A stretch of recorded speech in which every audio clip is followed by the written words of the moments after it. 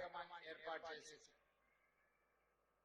తెలంగాణ రాష్ట్ర అభివృద్ధిలో భాగస్వాములు కాబోతున్న మిమ్మల్ని అందరినీ ప్రత్యక్షంగా కలుసుకునే అవకాశం కల్పించి నాతో పాటు హైదరాబాద్ ఇన్ఛార్జ్ మంత్రివర్యులు పొన్నం ప్రభాకర్ గారిని, ప్లానింగ్ కమిషన్ వైస్ చైర్మన్ పెద్దలు చిన్నారెడ్డి గారిని, మాజీ శాసనసభ్యులు విప్పు జగ్గారెడ్డి గారిని, సాగునీటి పారుదల శాఖకు సంబంధించిన అధికారులు అందరినీ ఈరోజు రాష్ట్ర ప్రభుత్వంలో భాగస్వాములై తెలంగాణ రాష్ట్ర అభివృద్ధిలో,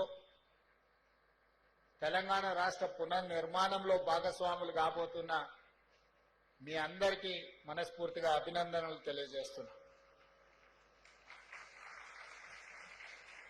ఈరోజు మీరు చేరబోతున్న ఉద్యోగం ప్రభుత్వ ఉద్యోగం కాదు, ఇది ప్రజల యొక్క భావోద్వేగం. నీళ్లు నాగరికతను నేర్పుతాయి, నీళ్లు తెలంగాణ ఉద్యమాన్ని మనకు నేర్పినాయి.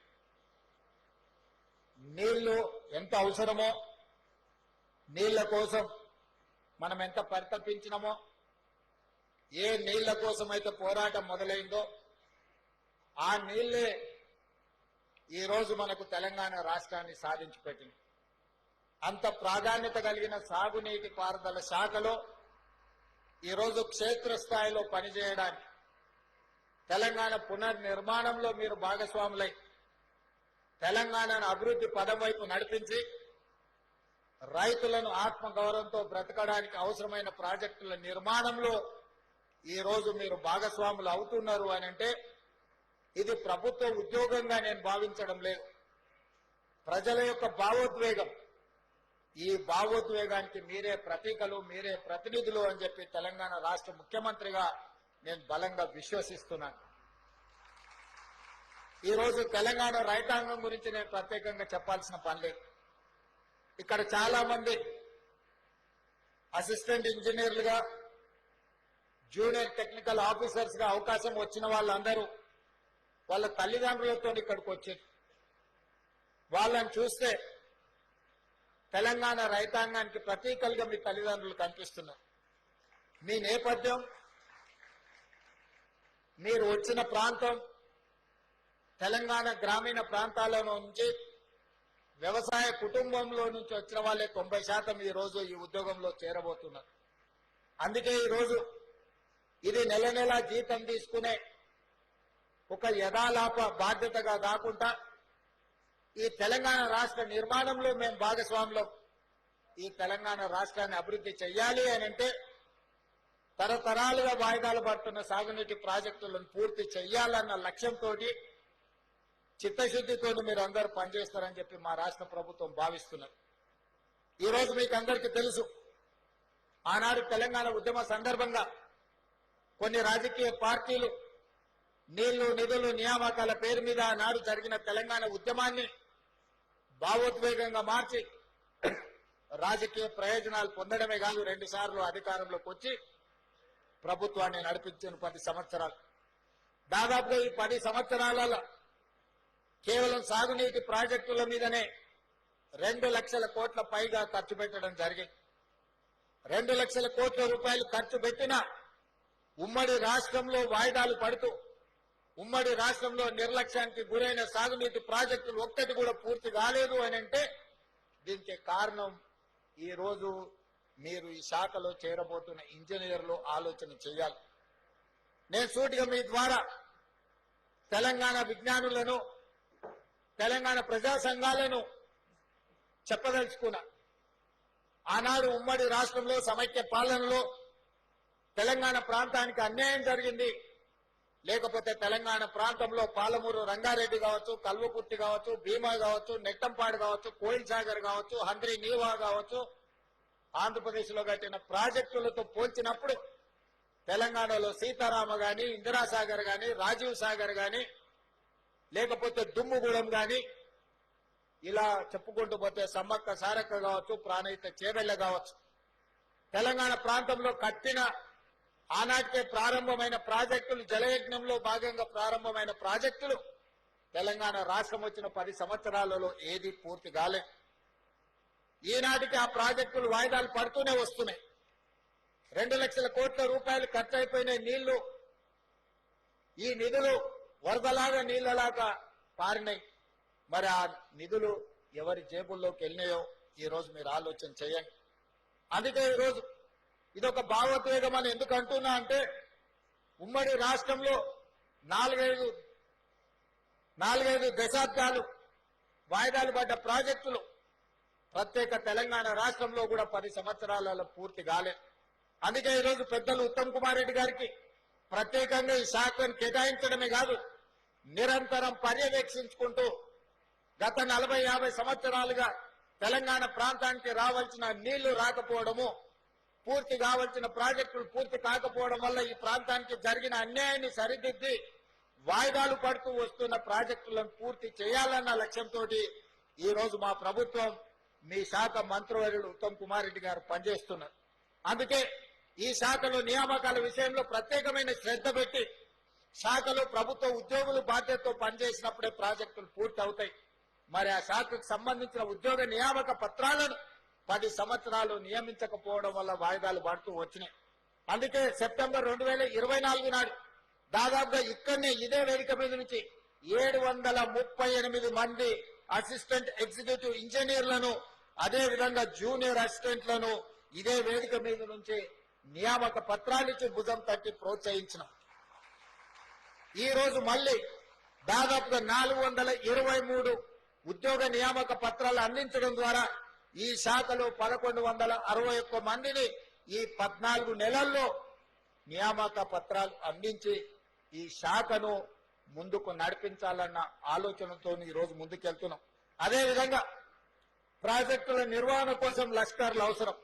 దాదాపుగా 2000 మంది లష్కర్లను ఈ 14-15 నెలల్లో నియామకాలు చేపట్టడం జరిగింది.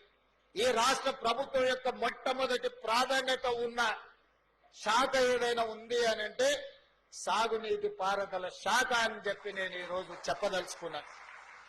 ఈ రోజు ఇది నేను కాదు, మొట్టమొదటి ప్రధానమంత్రి పండిట్ జవహర్లాల్ నెహ్రూ గారు దేశ స్వతంత్రం వచ్చిన తర్వాత ఆ రోజు ఉన్న ఆర్థిక పరిస్థితుల్లో, ఆ రోజు దేశంలో నెలకొన్న పరిస్థితుల నేపథ్యంలో మొట్టమొదటి ప్రాధాన్యత కింద ఇరిగేషన్ అండ్ ఎడ్యుకేషన్ ని పండిట్ జవహర్లాల్ నెహ్రూ గారు బాధ్యతగా తీసుకున్నారు.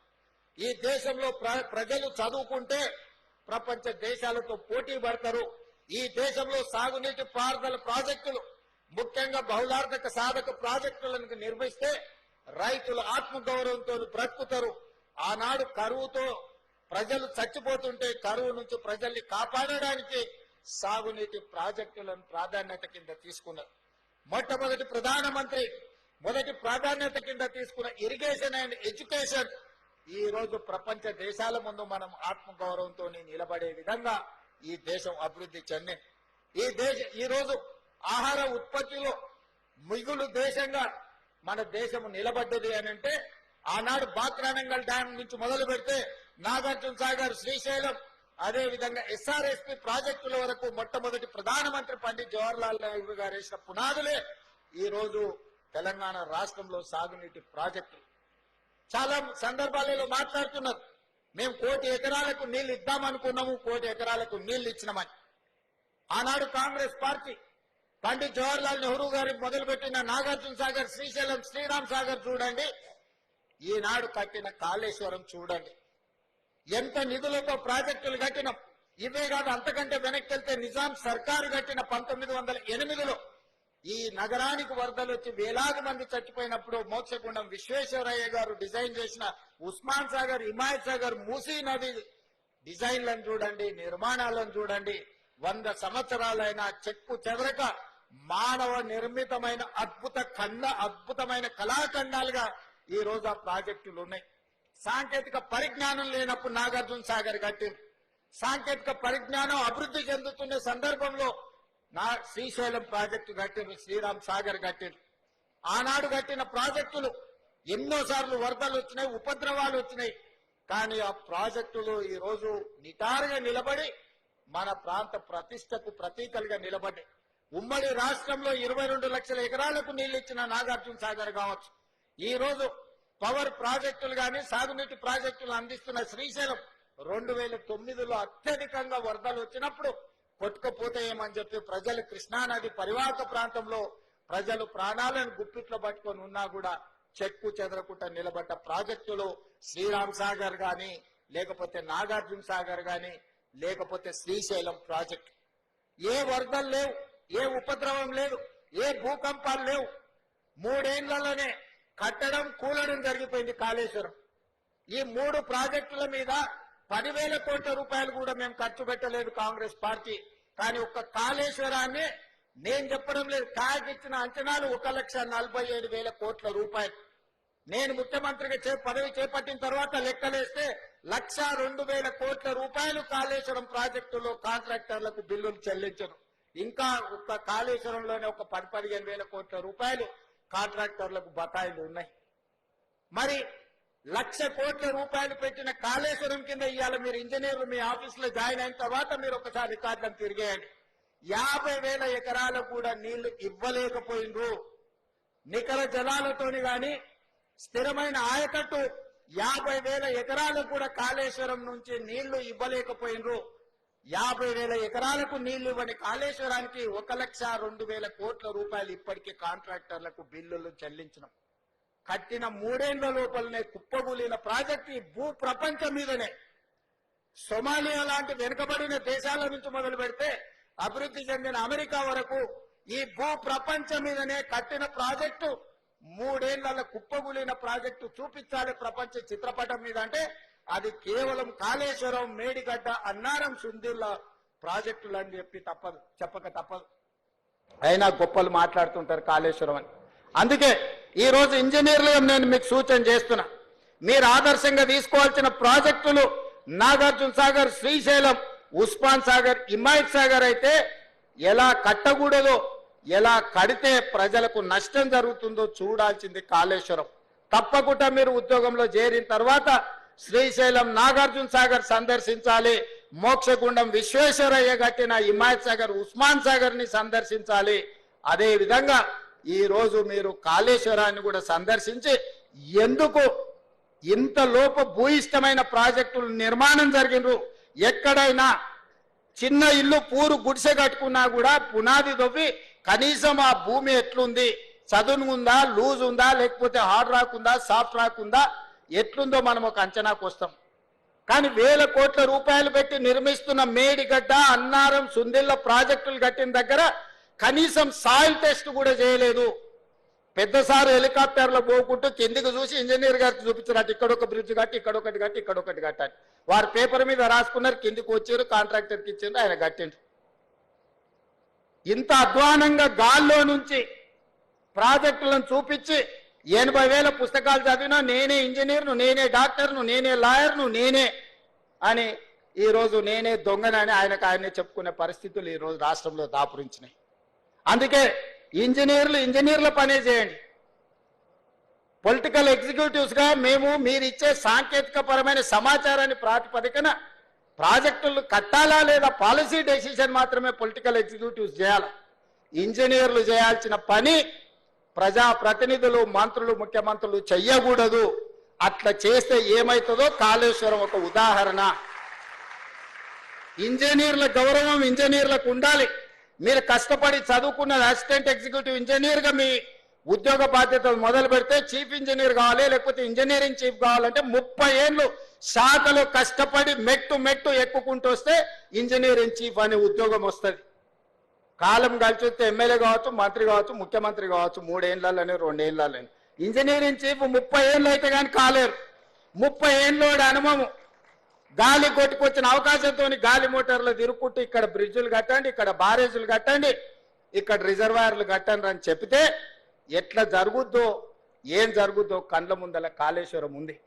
అందుకే ఎవరైనా అధికారులు, నేను స్పష్టంగా చెప్తున్నా, రాజకీయ నాయకులకు ఉన్న పరిమితమైన జ్ఞానంతో మీకు ఏదైనా చెబితే చేస్తే తర్వాత ఊచలు లెక్క పెట్టాల్సింది మీరే.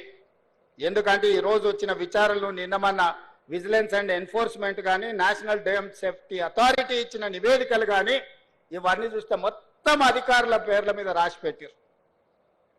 ఇచ్చిన ఆదేశాలు ప్రజాప్రతినిధులకు సంబంధించినవి అమలు చేసింది అధికారులు.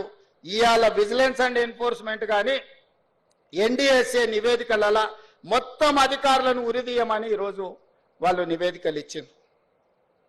అంటే ఈరోజు ఏది పడితే అది కళ్ళు మూసుకొని చేస్తే ఏం జరుగుద్దో కాళేశ్వరం ఒక ఉదాహరణ. అందుకే శాఖలో మొదటి రోజు చేరబోతున్న మీకు రేపు భవిష్యత్తులో ఈ రాష్ట్రానికే బాధ్యత వహించే చీఫ్ ఇంజనీర్లుగా మీరు ఎదిగే అవకాశం ఉంది. మీరు కట్టే ప్రాజెక్టులు భవిష్యత్ తరాలకు మీరు అందించవలసిన బాధ్యత మీ మీద ఉన్నది. అందుకే మీరు కూడా సరైన విధంగా అంచనాలు వేసుకొని స్ట్రక్చరల్ ఇంజనీర్ ఏం పని చేయాలి, సిడిఓ సెంట్రల్ డిజైన్ ఆర్గనైజేషన్ నుండి ఇంజనీర్లు ఏం పని చేయాలి, ప్రాజెక్టులు సూపర్వైజ్ చేసే వాళ్ళు ఏం చేయాలా, ఎవరు ఏం పని చేయాలనో వాళ్ళు అదే పని చేయాలి. వెనకటికి సామెత ఉంది కదా, గాడిద చేయాల్సిన పని గాడిద చేయాలా, గుర్రం చేయాల్సిన పని గుర్రం చేయాలా అని. సో అందుకే ఎవరు చేయాల్సిన పని వాళ్ళు చేయాలనేదే నా సూచన. ఈరోజు తెలంగాణ రాష్ట్రానికి జరిగిన అన్యాయం గత పాలకుల నిర్ణయాల వల్ల, లోపభూయిష్టమైన ప్రాజెక్టుల నిర్మాణం వల్ల ఈరోజు ఏ ప్రాజెక్టు ఉంటుందో ఎప్పుడు కూలుతుందో తెలియదు. ఈ మధ్యలో సీతారామసాగర్ కూడా కట్టిన పిల్లర్స్ కానీ అన్ని కూలిపోయినట్టుగా అనిపిస్తున్నాయి. అసలు ఏ ప్రాజెక్టును ముట్టుకోవాలనో ఎవరితో మాట్లాడాలనో గాల్లో పేక మేడలు కూలినట్టు కూలిపోతున్నాయి అని అంటే దీనికి కారణం వేదిక మీద ఉన్న అధికారులు కానీ ఇక్కడ కొత్తగా చేరబోతున్న మీరు కానీ ఆలోచన చేయండి. అందుకే ఉత్తమ్ కుమార్ రెడ్డి గారు ప్రతి ఒక్క ప్రాజెక్టును ప్రత్యక్షంగా వారే క్షేత్రస్థాయిలో పర్యటనకు వెళ్ళి ప్రతి ప్రాజెక్టును డీటెయిల్గా స్టడీ చేసి ఎక్స్పర్ట్స్ ఒపీనియన్ తీసుకొని ఈరోజు ముందుకు వెళ్తున్నాము. ఇవాళ అందుకే ఈ ప్రభుత్వం బాధ్యతతోని 75% పైబడిన ప్రాజెక్టులను తక్షణమే పూర్తి చేయాలని ఒక లక్ష్యం పెట్టుకొని ఈ ప్రాంతంలో ఉన్న ప్రాజెక్టులను, for example SLBC Srisailam left bank tunnel ఈ దేశంలోనే ఒక అద్భుతం. 44 కిలోమీటర్ల టన్నెల్ బోర్ మిషన్ తోని ప్రపంచంలోనే లాంగెస్ట్ టన్నెల్ సాగునీటి ప్రాజెక్టులలో. అట్లాంటి అద్భుతమైన టన్నెల్ని కంబైన్డ్ స్టేట్ లోనే దాదాపుగా 25-30 కిలోమీటర్లు కంప్లీట్ చేశారు. ఈ ప్రభుత్వం 10 సంవత్సరాలైనా 10 కిలోమీటర్ల టన్నెల్ తవ్వకపోవడం వల్ల మళ్ళీ ఉత్తమ్ కుమార్ రెడ్డి గారు ముఖ్యమంత్రిగా బాధ్యతలు చేపట్టినాకనే ఎస్ఎల్బిసిలో టన్నెల్ని మనం కదిలిస్తే 10 ఏళ్ల నుంచి కదలకుండా టన్నెల్ బోర్ మిషన్లు ఉండడంతో దాంట్లో నీరు బురద చేరుకొని ఒక్కసారిగా ప్రాజెక్ట్ కదలడంతో కుప్పగూలిపోయి 8 మందిని ఈరోజు బలి తీసుకునే పరిస్థితి వచ్చింది. తెలంగాణ రాష్ట్రం వచ్చినాక కూడా నల్గొండకు 3,60,000 ఎకరాలకు నీళ్లిచ్చే గ్రావిటీతో నీళ్లిచ్చే ఎస్ఎల్బిసి ఎందుకు ఆగిపోయిందో ఎవరు నిర్లక్ష్యంతో హార్డ్లీ 2,000 కోట్లు ఖర్చు పెడితే 3,60,000 ఎకరాలకు నీళ్లు వచ్చేది. కానీ ఇలా కాళేశ్వరం మీద 1,00,000 కోట్లు ఖర్చు పెట్టిన మనకు వచ్చిన ఆయకట్టు 50,000 ఎకరాలు కూడా రాలేదు. అధికారిక లెక్కలు చెప్తున్నా నేను. అంటే ప్రభుత్వాల యొక్క ప్రాధాన్యత వల్ల తెలంగాణకు జరిగిన నష్టాన్ని ఈరోజు మనం కల్లారా చూస్తున్నాము. అందుకే శాఖలు చేరబోతున్న యువ ఇంజనీర్లకు, ఇక్కడ చేరబోతున్న ప్రభుత్వ ఉద్యోగంలో చేరుతున్నామని కాదు, ఇది ఒక భావోద్వేగం అని గుర్తుపెట్టుకోండి. ప్రజల యొక్క సెంటిమెంట్, తెలంగాణ ప్రజలకున్న బిగ్గెస్ట్ సెంటిమెంట్ నీళ్లు. ఈ నీళ్లు అనే పదాన్ని మనం చాలా జాగ్రత్తగా వాడాలి. ఈ ప్రాజెక్టులను పూర్తి చెయ్యాలి. ప్రభుత్వం వైపు నుంచి సంపూర్ణంగా సహకరించి ఈరోజు నిజంగా సమయం వచ్చినప్పుడు ఖర్చు పెడతామంటే, నీళ్ళకు ఖర్చు పెడతామంటే నిధులకు షార్టేజ్ వచ్చింది. అయినా ఏదో ఒకటి ప్రయత్నం చేస్తాం. తప్పకుండా సాగునీటి ప్రాజెక్టులు ఏవైతే ఉన్నాయో ఎస్ఎల్బిసి కానీ, కల్వకుర్తి కానీ, పాలమూరు రంగారెడ్డి ఎత్తిపోతలు కానీ, భీమా నెట్టంపాటుతో పాటు సీతారామసాగర్ లాంటి ప్రాజెక్టులు కానీ, సమ్మక్క సారలక్క లాంటి ప్రాజెక్టులు, దేవాదుల ప్రాజెక్టులను మొదటి ప్రాధాన్యత కింద పెట్టుకొని పూర్తి చేస్తాము. దీనికి అందరూ సహకరించాల్సిందిగా ఈరోజు ఉద్యోగంలో చేరబోతున్న వాళ్ళందరినీ మళ్ళొక్కసారి మనస్ఫూర్తిగా అభినందిస్తున్నా. గతంలో 10 సంవత్సరాలు ఉమ్మడి రాష్ట్రంలో ఒక 10-15 సంవత్సరాలు, ప్రత్యేక తెలంగాణలో ఒక 10 సంవత్సరాలు నోటిఫికేషన్ల కోసం కొట్లాడారు. కానీ మా ప్రభుత్వం వచ్చినాక నోటిఫికేషన్లు ఇస్తే వద్దని అశోక్ నగర్ చౌరస్తాలలో విద్యార్థులు ధర్నా చేసే కాడికి వచ్చింది. ఎందుకంటే మా ప్రభుత్వం యొక్క ప్రాధాన్యత మా ఉద్యోగాలే కాదు, మీకు కూడా ఉద్యోగాలు ఇవ్వాలన్న లక్ష్యంతో ఈరోజు పనిచేసినాము. ఈ 14 నెలల్లో మీకు తెలుసు 60,000 ప్రభుత్వ ఉద్యోగ నియామకాలు చేపట్టి దేశంలోనే చరిత్ర సృష్టించినము. ప్రైవేట్లో 1,00,000 ఉద్యోగాలు ఇచ్చినాం. 3 లక్షల కోట్ల రూపాయల ప్రైవేట్ కార్పొరేట్ పెట్టుబడులు తీసుకొచ్చినాము. యువత యొక్క విద్య, యువత యొక్క ఉద్యోగాలు మా ప్రభుత్వం యొక్క మొదటి ప్రాధాన్యత. అందుకే ఈరోజు ప్రభుత్వం ఉన్న ఖాళీలన్నిటిని కూడా భర్తీ చేసే బాధ్యత తీసుకున్నాం. ఈరోజు గ్రూప్ 1లో కూడా 563 మంది గ్రూప్ 1 ఉద్యోగులకు ఈరోజు నియామక పత్రాలు ఇచ్చే సందర్భంలో కొంతమంది రాజకీయ ప్రేరేపితమైన పిటిషన్లు హైకోర్టులో వేసి ఉద్యోగ నియామకాలను అడ్డుకుంటున్నారు. 2011లో ఉమ్మడి రాష్ట్రంలో కిరణ్ కుమార్ రెడ్డి గారు నియామకాలు చేపడితే 15 సంవత్సరాలు గ్రూప్ 1 ఉద్యోగాల నియామకాలు చేపట్టలే. ఆనాడు పరీక్షలు నిర్వహిస్తే ప్రశ్న పత్రాలు జిరాక్స్ సెంటర్లలో అమ్ముకున్నారు.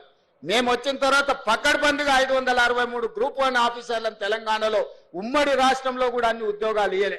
ఇవాళ ఇవ్వడానికి అంత ప్రక్రియ మొత్తం పూర్తి అయిపోయింది. కేవలం ఒక ఇనెలిజిబుల్ పర్సన్స్ పోయి ఈరోజు అక్కడ కోర్టులో స్టే తీసుకొచ్చి 563 గ్రూప్ 1 ఉద్యోగాలను అడ్డుకుంటారు. దీని వెనకాల రాజకీయ పార్టీలు, రాజకీయ నాయకులు ఎవరున్నారో మాకు తెలుసు. తొందరలోనే ఆ సమస్యను కూడా అధిగమించి తొందరలోనే గ్రూప్ 1 నియామకాలను, గ్రూప్ 2, గ్రూప్ 3, గ్రూప్ 4 అన్ని నియామకాలను పూర్తి చేస్తాము. ఈ ప్రభుత్వం మీద సంపూర్ణ విశ్వాసం పెట్టి ముందుకెళ్తున్న యువతకు మరొకసారి అభినందన తెలియజేస్తూ, ఈ రోజు ఉద్యోగాలలో చేరబోతున్న వాళ్ళను మనస్ఫూర్తిగా అభినందిస్తూ, వాళ్ళ తల్లిదండ్రుల కళ్ళల్లో వాళ్ళ ఆనందం, వాళ్ళ పిల్లలు ప్రయోజకులైనరు, వాళ్ళ జీవితంలో మార్పు వస్తుంది అని ఏదైతే వాళ్ళ కళ్ళల్లో ఆనందం ఉందో అది మాకు సంతృప్తినిస్తుంది, సంతోషాన్ని ఇస్తుంది. మా బాధ్యత నెరవేర్చే క్రమంలో మీ ఉద్యోగ నియామక పత్రాలు మీకు ఇంటికి పంపించవచ్చు. కానీ మిమ్మల్ని ఇక్కడ పిలిచి మీ చేతిలో నియామక పత్రాలు పెట్టినప్పుడు మీ తల్లిదండ్రుల కళ్ళల్లో కనిపించే ఆనందాన్ని మేము చూడడం ద్వారా మాకు ఉద్యోగ సంతృప్తి ఉంటుంది. ఈరోజు బాధ్యత తీసుకున్నందుకు మేము మా బాధ్యత నెరవేరుస్తున్నామని ఒక సంతోషాన్ని కలిగే సందర్భం. ఈ సంతోషకరమైన వాతావరణంలో పాల్గొన్న వాళ్ళందరినీ కూడా అభినందిస్తూ మీ దగ్గర సెలవు తీసుకుంటున్నా. ధన్యవాదాలు మిత్రులారా.